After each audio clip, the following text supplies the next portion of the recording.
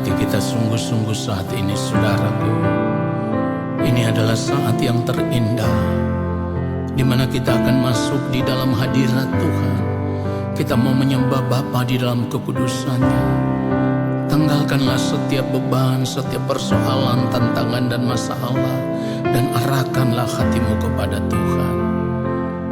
Haleluya. Saat di hadirat-Mu, saat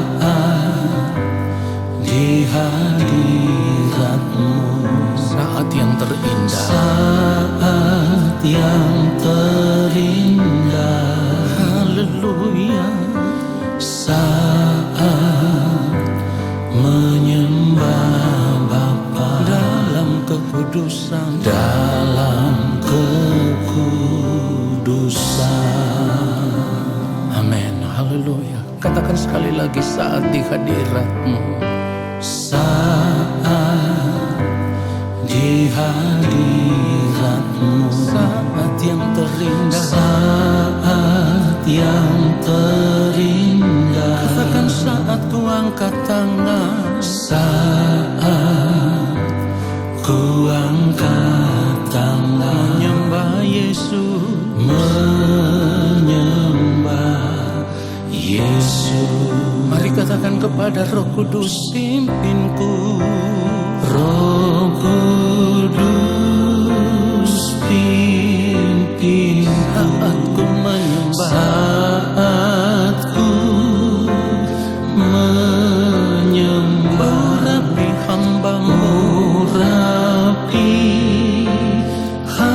hamba-Mu Tuhan, Di hadirat-Mu, di hadirat-Mu. mari katakan sekali lagi, saat di hadirat-Mu, Saat di hadirat-Mu, amin. Saat terindah, saat yang terindah. kami mau mengangkat tangan di hadapan-Mu, ya Allah. Saat ku angkat tangan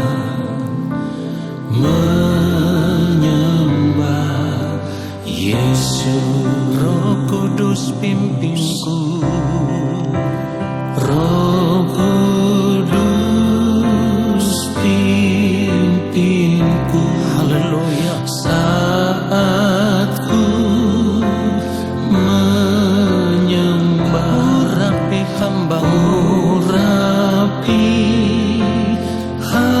hamba-Mu Tuhan, Katakan, di hadirat-Mu, di hadirat-Mu. katakan sekali lagi, Roh Kudus pimpinku. Roh Kudus pimpin. Yes Lord, saat ku menyembah, Saat ku menyembah. urapi hamba-Mu. Urapi Haleluya. hamba-Mu Tuhan, di hadirat-Mu. Ya Roh Kudus, pimpin kami menyembah. Roh Kudus pimpinku. Saat ku Menyembah, menyembah. Urapi haleluya. hamba-Mu Tuhan, di hadirat-Mu. Urapilah kami, ya Bapa di sorga. Urapi Haleluya. hamba-Mu Tuhan, di hadirat-Mu. Di hadirat-Mu, Di hadirat-Mu. oh di hadirat-Mu, Di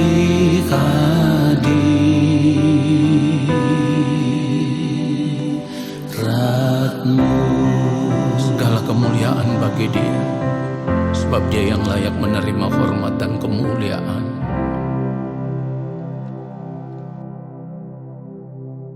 Shalom Bapak Ibu Saudara yang dikasihi oleh Tuhan Yesus Kristus.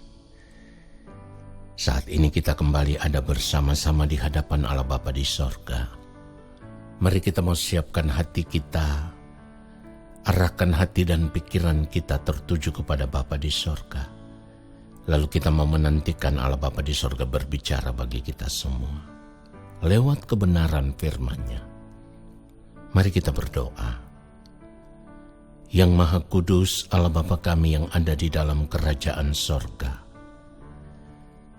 Saat ini Tuhan, kembali kami semua ada di hadapan Bapa. Kami mau duduk diam di dalam hadirat-Mu ya Allah. Dan kami mau menanti-nantikan Engkau berbicara bagi kami. Menyampaikan isi hati-Mu ya Bapa kepada kami. Lalu Roh Kudus Tuhan memberikan kepada kami hikmat pengertian, supaya kami boleh mengerti setiap kebenaran firman yang kami dengar. Lalu kami mau hidup seturut dengan firman-Mu. Kami mau tinggal di dalam firman-Mu ya Bapa, dan firman-Mu tinggal di dalam kami. Ya Bapa yang Maha Kudus, kiranya Bapa berkenan mengurapi hamba-Mu. Roh Kudus Tuhan menaruh setiap perkataan dalam mulut hamba, supaya apa yang hamba perkatakan itulah kebenaran yang Bapa kehendaki, kebenaran yang berasal dari hati dan pikiran dan perasaan Bapa. Di dalam nama Tuhan Yesus Kristus, kami siapkan hati kami untuk menerima kebenaran firman Tuhan saat ini. Amin. Bapak Ibu Saudara yang dikasihi oleh Tuhan Yesus Kristus, kita harus benar-benar menyadari bahwa ketika manusia jatuh dalam dosa, maka keadaan manusia sudah tidak lagi seperti yang dikehendaki oleh Allah Bapa di sorga. Pada akhirnya Allah harus mengusir manusia, karena Allah yang kudus tidak bisa menyatu dengan segala sesuatu yang tidak kudus. Kalau kita melihat kebenaran firman Tuhan, Kejadian pasal yang ketiga ayat 23, demikian firman Tuhan, lalu Tuhan Allah mengusir dia dari Taman Eden, supaya ia mengusahakan tanah dari mana ia diambil.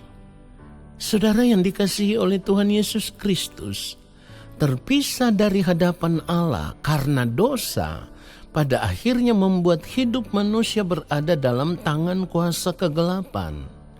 Dalam hal ini akibat dosa, maka hidup manusia ada di dalam cengkeraman iblis, saudaraku. Keadaan inilah yang membuat manusia tidak lagi menjadi anak-anak Allah. Karena anak-anak Allah harus sepikiran seperasaan dengan Allah Bapa di sorga. Atau dengan kata lain, anak-anak Allah itu harus sepikiran seperasaan dengan yang mulia, Tuhan Yesus Kristus. Nah saudaraku, ini artinya jika tidak ada korban penebusan yang dikerjakan oleh yang mulia Tuhan Yesus Kristus di atas kayu salib, maka tidak ada seorang pun yang bisa menjadi anak-anak Allah. Perhatikan itu saudaraku.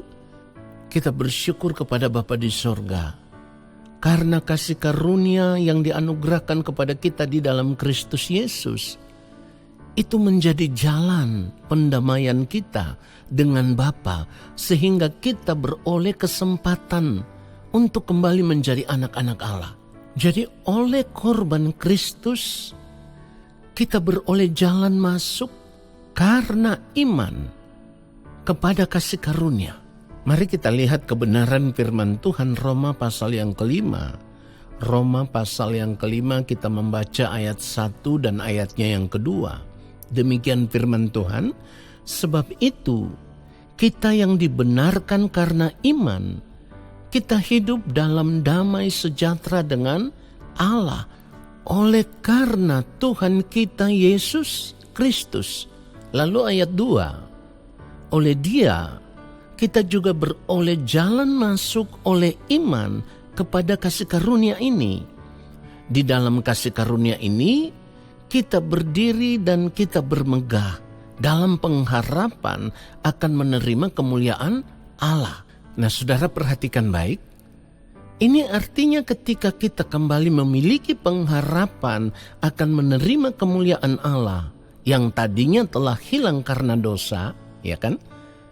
Manusia kehilangan kemuliaan Allah. Firman Tuhan katakan itu di dalam Roma 3 ayat 23. Karena semua orang telah berbuat dosa dan telah kehilangan kemuliaan Allah. Tetapi oleh kasih karunia itu kita kembali memiliki pengharapan akan menerima kemuliaan Allah. Jadi kalau sekarang kita sudah memiliki pengharapan untuk menerima kemuliaan Allah, tugas kita adalah kita harus berjuang untuk kembali menjadi anak-anak Allah yang berkenan. Ya, karena Kristus telah menjadi jalan pendamaian antara kita dengan Allah Bapa di sorga. Oleh sebab itu, untuk bisa kembali menjadi anak-anak Allah yang sah, perhatikan, untuk bisa kembali menjadi anak-anak Allah yang sah atau anak-anak Allah yang nantinya akan diakui oleh Allah Bapa di sorga, kita harus memiliki respon yang benar terhadap kasih karunia yang telah kita terima itu, saudaraku. Jadi dalam hal ini, untuk menjadi anak-anak Allah yang sah, itu tidak bisa terjadi secara otomatis. Kita harus mengerti kebenaran firman Tuhan secara benar. Firman Tuhan katakan oleh Dia, perhatikan ini, oleh Dia kita juga beroleh jalan masuk oleh iman kepada kasih karunia ini. Nah, dari kebenaran firman Tuhan ini seharusnya kita mengerti bahwa kasih karunia itu diberikan oleh Allah Bapa di sorga di dalam Kristus. Allah Bapa memberikan itu dengan cuma-cuma supaya setiap orang yang mau percaya kepada Kristus akan diselamatkan, akan memperoleh hidup yang kekal, saudaraku. Tetapi setelah kasih karunia itu diberikan, kita dituntut untuk memiliki iman atau memiliki percaya kepada Kristus. Barulah kita bisa masuk kepada kasih karunia tersebut. Artinya begini, saudaraku, kalau kita tidak memiliki iman yang benar atau kita tidak memiliki percaya yang benar kepada Kristus, maka kita tidak akan bisa memperoleh kasih karunia itu. Atau dengan kata lain, kita tidak akan bisa diselamatkan di dalam Kristus. Jadi jangan salah mengerti kebenaran firman Tuhan. Selama ini kita sudah terlanjur menerima pengajaran yang salah. Sebab selama ini yang kita tahu atau yang kita mengerti, kalau sudah menjadi orang Kristen atau sudah menjadi orang percaya, berarti sudah selamat. Karena sudah menerima kasih karunia di dalam Kristus. Atau dengan kata lain, karena Kristus sudah mati untuk menebus kita dari dosa, maka secara otomatis kita sudah diselamatkan. Jadi nanti kalau mati pasti masuk surga. Saudaraku, pemahaman yang salah seperti inilah yang membuat ada begitu banyak orang percaya atau orang Kristen yang hidupnya masa bodoh. Artinya sudah tidak mau lagi berjuang untuk bisa menjadi anak-anak Allah yang nantinya baru akan diakui oleh Allah Bapa di sorga sebagai anaknya kalau kita menang di dalam perlombaan yang diwajibkan kepada kita, atau kalau kita menang di dalam pertandingan iman yang diwajibkan kepada kita, saudaraku. Itulah kenapa di dalam Wahyu 21 ayat yang ke-7, firman Tuhan katakan demikian, barang siapa menang, ia akan memperoleh semuanya ini, dan aku akan menjadi Allahnya, dan ia akan menjadi anakku. Jadi harus menang dulu. Artinya kalau kita tidak menang di dalam pertandingan iman yang diwajibkan kepada kita, maka kita tidak bisa masuk kepada kasih karunia itu. Ingat firman Tuhan katakan tadi apa? Oleh Dia, maksudnya oleh Kristus, kita juga beroleh jalan masuk oleh iman kepada kasih karunia ini. Jadi dengan kata lain, kita harus menunjukkan percaya kita secara benar kepada Kristus, tentu ditunjukkan di dalam tindakan. Barulah tindakan hidup kita yang menunjukkan kita percaya kepada Kristus itu secara benar akan membawa kita kepada kasih karunia itu. Jadi jangan salah mengerti saudaraku, kasih karunia memang diberikan dengan cuma-cuma oleh Allah Bapa di sorga. Tetapi yang membawa kita kepada kasih karunia itu adalah iman percaya kita kepada Kristus. Kalau kita percaya kepada Kristus, maka percaya kita itu harus ditunjukkan di dalam perbuatan, di dalam tindakan. Percaya berarti hidup di dalam penurutan akan kehendak Allah, saudaraku. Jadi sebagaimana Kristus hidup, seperti itulah kita harus hidup. Baru kita bisa masuk kepada kasih karunia itu. Atau dengan kata lain, kalau kita hidup sama seperti Kristus telah hidup, barulah kita bisa menerima keselamatan itu. Jadi kita harus mengerti, iman kepada Kristus artinya kita harus hidup sama seperti Kristus telah hidup, supaya kehidupan kita bisa ditemukan serupa dengan Kristus. Nah, jika hidup kita tidak sama seperti Kristus, maka Allah Bapa di sorga tidak bisa menemukan hidup Kristus di dalam kehidupan kita. Dengan demikian kita tidak bisa diterima, kita tidak bisa diakui sebagai anak-anak Allah. Nah, oleh sebab itu saudaraku, kita harus mengakhiri pertandingan iman itu dengan satu syarat, yaitu kita harus keluar sebagai pemenang supaya kita bisa merebut hidup yang kekal itu. 1 Timotius pasal yang ke-6 ayat 12, firman Tuhan katakan, bertandinglah dalam pertandingan iman yang benar dan rebutlah hidup yang kekal. Untuk itulah engkau telah dipanggil dan telah engkau ikrarkan ikrar yang benar di depan banyak saksi. Jadi saudaraku, sekarang kita bisa mengerti bahwa ternyata hidup kekristenan itu tidak murahan seperti yang diajarkan selama ini. Asal percaya saja nanti mati masuk surga. Tidak seperti itu. Allah Bapa di sorga memberikan kasih karunia itu di dalam Kristus kepada kita. Tetapi setelah diberikan, kita dituntut untuk berjuang. Hidup di dalam iman percaya kita yang benar kepada Kristus. Itu ditunjukkan dengan tindakan hidup kita, dengan cara hidup kita yang harus terlihat sama seperti Kristus. Inilah respon yang benar terhadap kasih karunia yang kita terima di dalam Kristus. Barulah kita bisa menerima keselamatan di dalam Kristus. Oleh sebab itu saya harus katakan dengan tegas, untuk bisa merebut hidup yang kekal seperti yang dikatakan firman Tuhan, kita harus merebut hidup yang kekal. Berarti kita harus berjuang hidup sama seperti Kristus sampai di akhir hidup kita, supaya di balik kematian nanti Allah Bapa di sorga menemukan hidupnya Kristus di dalam kita, dan kita diakui sebagai anak-anak Allah yang sah. Inilah pemenang yang sejati itu.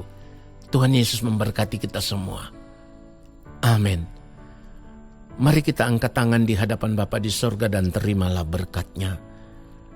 Segala berkat kasih karunia daripada Allah Bapa di sorga, rahmat cinta kasih yang berlimpah-limpah dari Gembala Agung Tuhan Yesus Kristus, di dalam persekutuan yang manis dengan Roh Allah yang kudus, kiranya turun atas kehidupan kita semua, menyertai langkah hidup kita semua, memberkati kehidupan kita semua, sekarang dan sampai selama-lamanya. Amin.